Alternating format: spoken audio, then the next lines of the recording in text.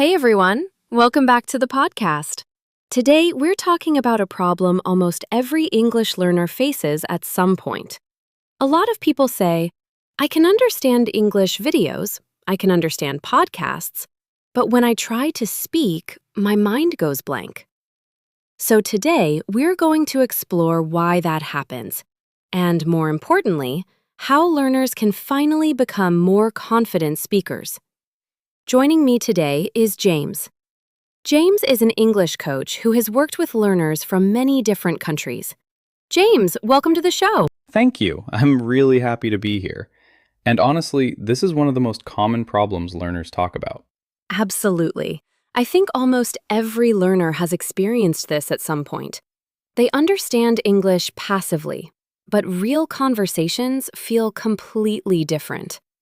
So let's start with the big question. Why can someone understand English but still struggle to speak? Because listening and speaking are different skills. Many learners spend years watching videos, reading subtitles, studying grammar, but they don't actively train speaking. Listening is recognition. Speaking is production. Your brain has to react much faster. That's such an important point. A learner might understand everything on YouTube, but real conversations create pressure. And suddenly, the brain freezes. Exactly. In real conversations, there's no pause button. People expect quick responses. That creates stress for learners, especially if they are afraid of mistakes. I also notice that many learners translate inside their heads. Do you think that slows speaking down? Definitely. That's one of the biggest reasons learners struggle. For example, someone asks a simple question like, "What did you do today?" And the learner's brain starts translating everything. English to native language back to English. That process is very slow. Yes. And while the learner is translating, the conversation keeps moving. That creates even more anxiety. Exactly. Fluent speakers are not translating faster. They trained automatic responses. That's the real difference. Let's talk about real situations. I think many listeners will relate to this.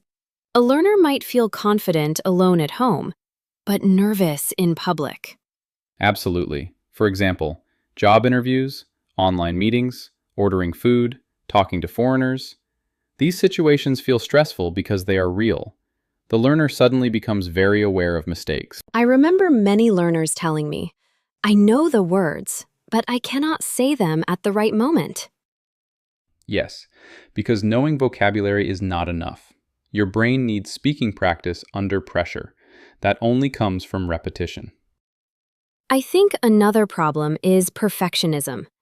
Many learners wait too long before speaking. That's true. A lot of learners think, I need more grammar first. I need a better accent first. I need more vocabulary first. But waiting creates fear. The longer you avoid speaking, the more difficult it feels. I completely agree. And honestly, perfect English is not the goal. Communication is the goal. Simple English, spoken confidently, is far more useful than perfect English never spoken. Exactly. Most conversations are simple. Learners don't need complicated sentences all the time. They need confidence and automatic speaking habits. You work with many speaking-focused learners. Do you think shadowing is one of the best methods for fluency? Absolutely. Shadowing is extremely effective because learners practice pronunciation, rhythm, listening, speaking speed all at the same time. And for people listening who may not know, shadowing means listening and repeating immediately, almost like becoming the speaker's shadow. Exactly. And it helps learners stop overthinking. Instead of building sentences slowly, they start reacting naturally to English. Let's do a quick example for listeners. First, just listen. Sometimes I understand English, but I feel nervous when I speak. Now repeat it. Sometimes I understand English, but I feel nervous when I speak. Good. Now, one more time, a little faster. Sometimes I understand English, but I feel nervous when I speak. Even small exercises like this help build speaking confidence. Another thing I often recommend is thinking in simple English. Do you think that helps learners stop translating? Yes, very much. But learners should start simple, not complicated thoughts. For example, I am hungry. I need to sleep. This coffee tastes good. Small daily thoughts train direct English thinking. That's such good advice, because many learners try to sound advanced too early. But simple English creates fluency faster. Exactly. Fluency grows from repetition of simple patterns, not from memorizing difficult words. Now, let's talk about another common problem. Many learners say, native speakers talk too fast. Why does English feel so fast sometimes? Because spoken English is connected. Native speakers combine words together. For example, want to becomes wanna. Going to becomes gonna. Learners study textbook English, but real spoken English sounds different. That's why podcasts help so much. Learners hear natural rhythm and connected speech. Exactly. And the more learners hear natural English, the less scary it becomes. Before we finish, let's give listeners some practical advice. If someone wants to become more confident speaking English, what should they focus on first? First, speak every day. Even 10 minutes matters. Second, speak out loud. Silent studying is not enough. Third, repeat useful phrases often. And finally, stop fearing mistakes. Mistakes are part of learning. I love that. And I would add one more thing. Learners should focus less on sounding perfect and more on expressing ideas clearly. That mindset changes everything. Absolutely. Confidence grows through action, not through waiting. And I think that's the perfect message to end on.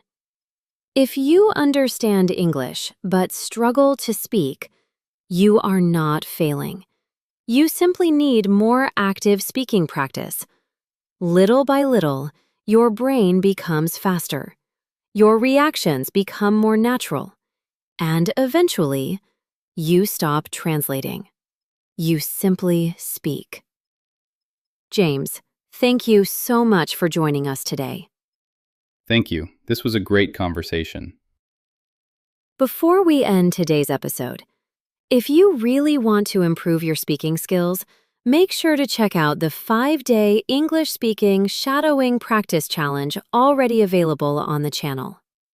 It's designed to help you build confidence step by step with daily speaking practice. And don't forget to subscribe to the channel for more podcasts and English speaking challenges. We will keep creating content that helps you speak more naturally and confidently. Also, I want to hear from you. If you have any questions, or if you are facing any problems while learning English, write them in the comments. We read them, and we may discuss your topic in upcoming podcast episodes. Thanks for being here today. See ya!